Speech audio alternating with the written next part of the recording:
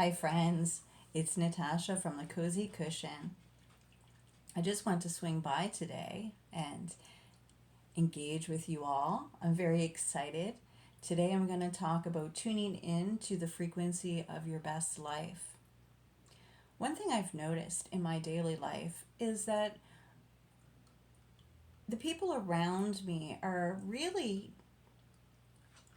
not happy. They're not in tune with themselves or their feelings or even their surroundings. They're very distant and shut off, and they're not smiling like they used to be. And that really makes my work so much more meaningful when I can help tap into your highest potential. I do that in a couple ways. One is with my Akashic Records reading, where we meet one on one in a video similar to this, only we have an opportunity to talk to one another. And we tune in and see what's going on currently in your life in present time and ask some key questions. And hopefully, usually, what happens during that time is it gives you some insight into the potential that you have and living your best life. Another thing that I really love doing in my time here on earth is being a spiritual strength coach. It's a great passion of mine to help people understand that their belief systems and mindset that's holding them back in life can be so easy to shift once we are willing to listen and move outside of our comfort zone. And what these things do for the physical body is that it releases our worries and our burdens. It eases our anxiety and worries. And most importantly, friends, it helps you sleep better. When you're thinking of your life as a means to an end and a struggle, you're probably tired all the time. And when you're in a high frequency state, when you do breath work and when you connect to your body and you do yoga and you walk and you love yourself and your body and your experiences, you move through the world differently.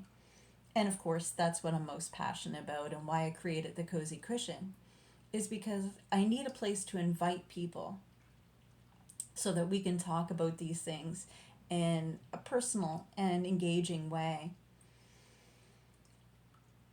So, one of the things that I love to do as a coach is help you figure out a way to become deeply aligned with your own life. And when we do that, we also tap into the capacity to build a roadmap for your best life. So, we change some ideas you may have about your own life and how you feel in it. And I know with my life, once I took responsibility for how my life was going, I quickly realized how much control that I had over my mindset and my belief system. And I no longer was a right fighter that needed to control every aspect of their life. I still have a controller analyzer personality, so that's never going to go away. But what I do have now is a very beautiful, gentle, concrete plan of how to move forward in my life. And how that looks for me is it brings great contentment. It also gives me great confidence that I'm in control of my own destiny. And when I've been in coaching environments and live online coaching, watching my mentors coach people that come into our live feed experiences, I very quickly realized that people that want to live their best life, there's no age attached to that. So, I've seen people very young, their early 20s. I've seen my age group, the early 40s, early 60s, late 40s, early 60s, whatever way you would like to say that. And I've also seen some people 60, 70, and older reach out to our coaching team for coaching to live their best life. And that really made me excited. and it made me excited because I love working with a variety of people in my life. And I do a lot of readings. What happens in my intuitive readings, psychic readings, they're kind of all the same thing. We tap into the Akashic records. Is the people that are coming to me for readings are deeply hurt and usually deeply suffering over things that have happened in their relationships, their childhoods, or their families. And some of the deep things that we talk about that are very meaningful to me, that I really want to help my community and talk about on my channel, is addictions and how they affect us. And I just want to remind you, if you're a family member that has an addicted child or an addicted family member, that their addiction isn't yours. And it's very important to separate yourself a little bit from it so that you can be a pillar of change for them. You can be a soft, sacred space for them to come to.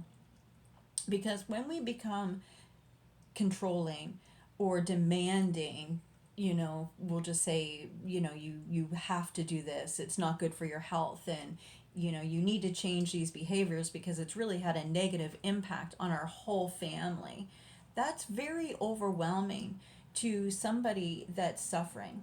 And I see addiction, any kind of addiction, whether it's food addiction, it's chaos addiction, sex addiction, drug addiction, alcohol addiction, sugar addiction.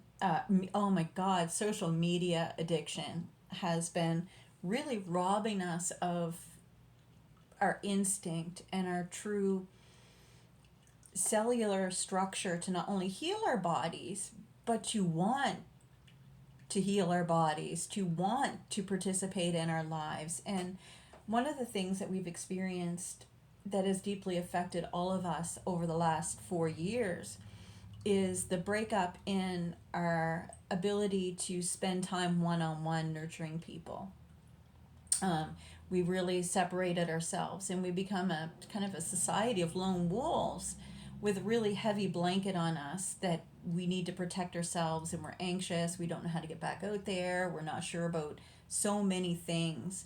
And it's very important for us to remember that the only life that really matters is your personal life, the life and your spiritual life and the life of your physical body. And we need to connect those through 3 things on a very gentle, conscious level. And it's my passion to work with people and you to do that. So if you've listened this far, so thank you very much for following me, subscribing, and listening.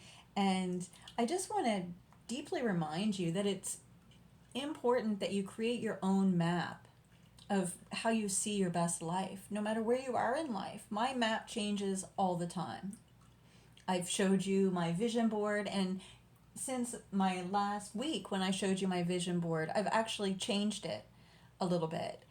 So we're always a work in progress. And most importantly, we are living in the most abundant time in the universe.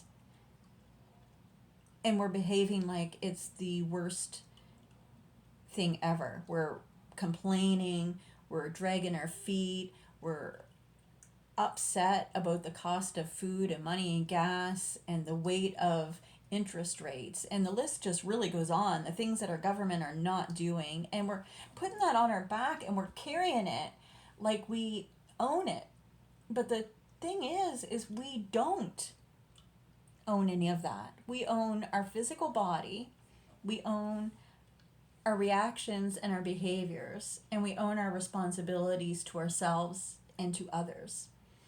And when we realize this and we create this map, what we really do is we light ourselves up. Since I started this journey, all my journeys actually, it's really tied in together, with storytelling. And, when I was addicted, I was a single mom that had a young boy, and I became sick and tired of the system of welfare that weighed so heavily on me. And I used to be angry, be like, oh, they're just holding me back. And I would fight against it and I would take it personally and I would not be able to move through it. But one day, I'm not sure, just let me think what day it was. There was probably a day there where maybe I didn't have enough money for something my child asked me for.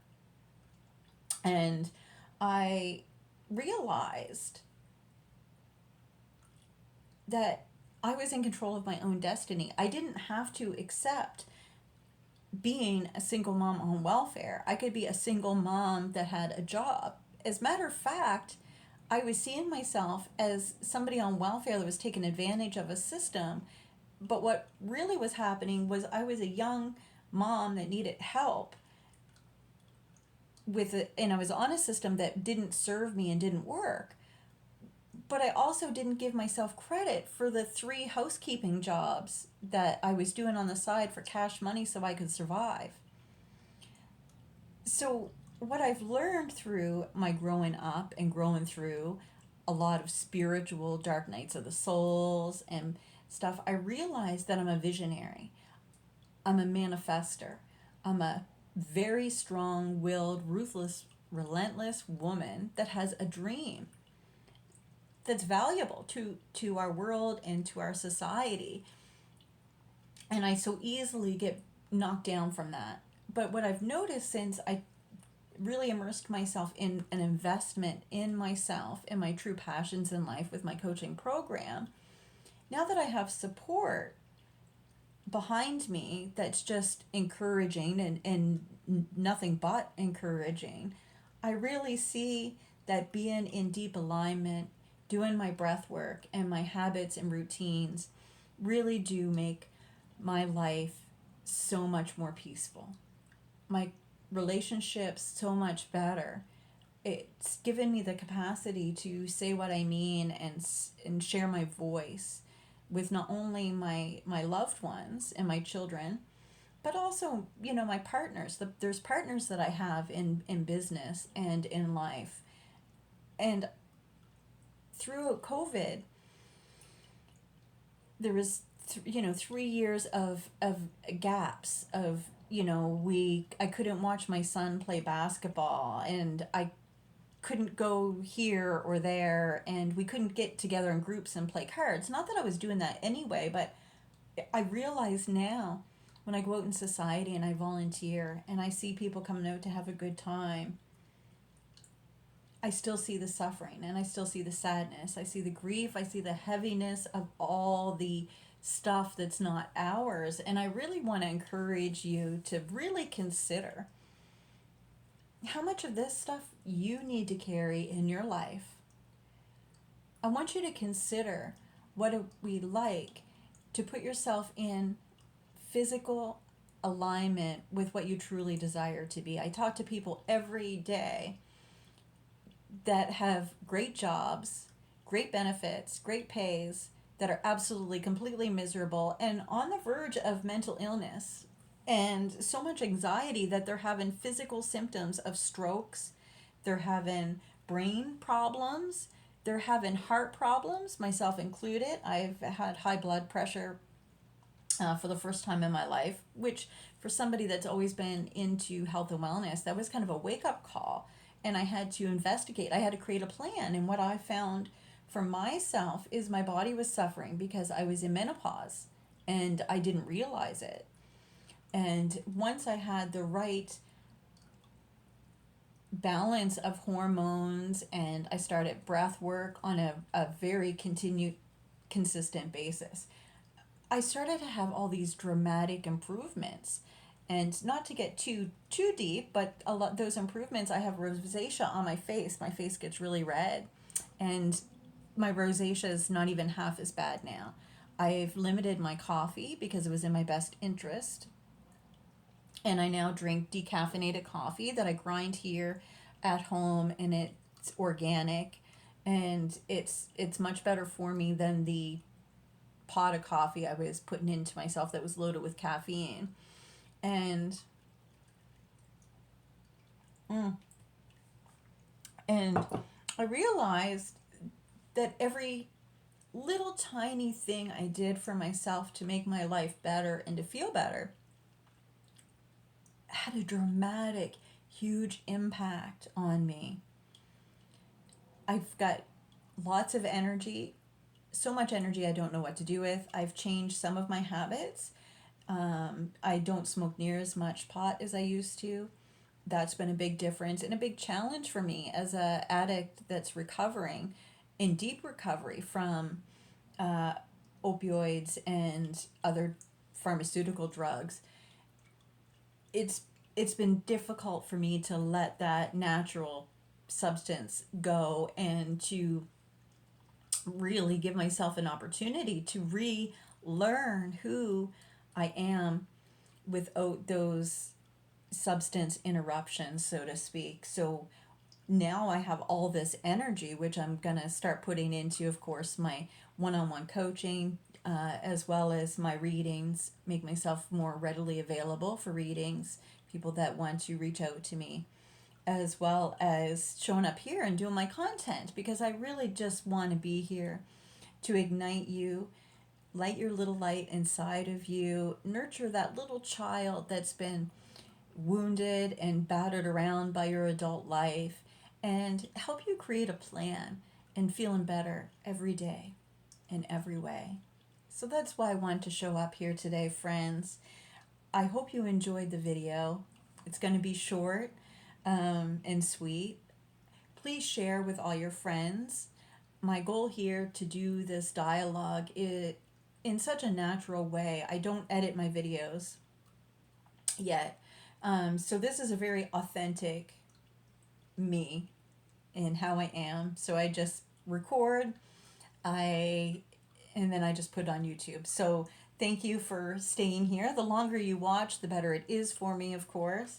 And follow. And if the journey that I've had, you may have somebody in your life that could really use a reading or a speaking engagement or even some coaching or some spiritual strength.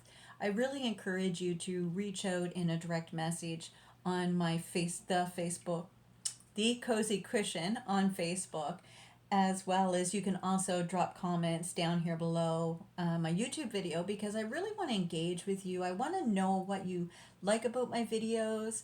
I really would really love to know what you would like more of from me. I know some people have reached out to me and said they would like some more yoga because I am a yoga teacher. And breath work, of course, is also very important to me. So before we leave today, we're actually just going to end with a little bit of breath work here today. So I just want to encourage you, if you're standing up, that's fine. We're not going to do a heavy breath work. We're just going to connect to our physical body. We're going to remove all the to-do lists and crap that bounces around in our brain up here. And we're going to connect ourselves to our heart center.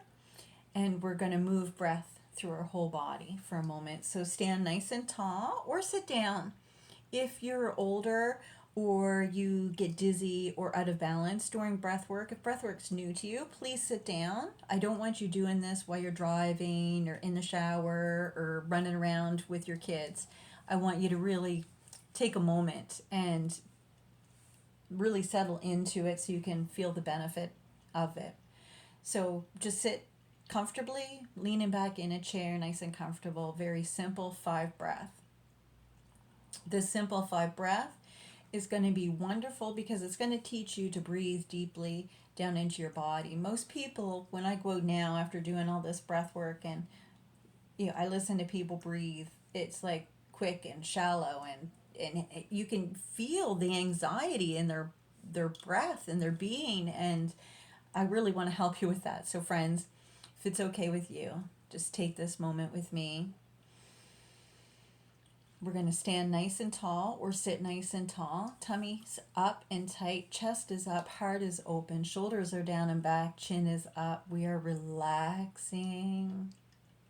We're going to have 5 deep breaths together. We're going to go in through the nose and out through the mouth.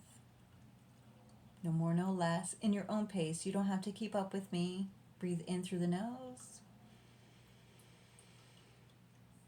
all the way into the belly. One extra breath in, into the chest.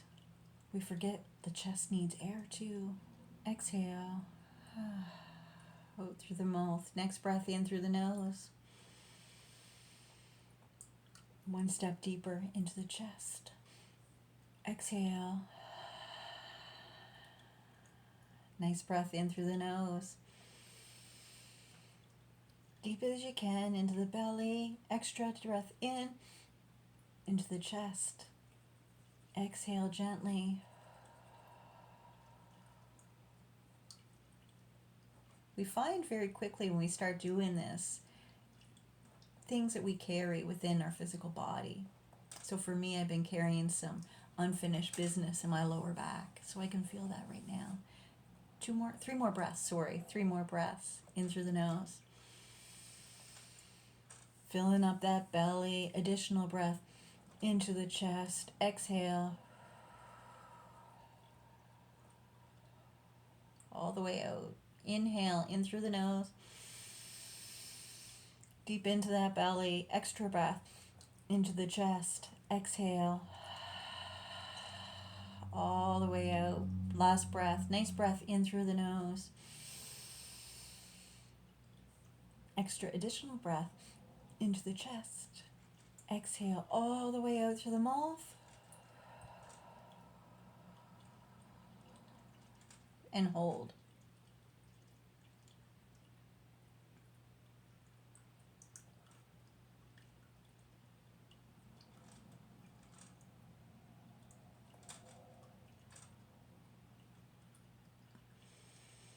Breathe in and hum it out.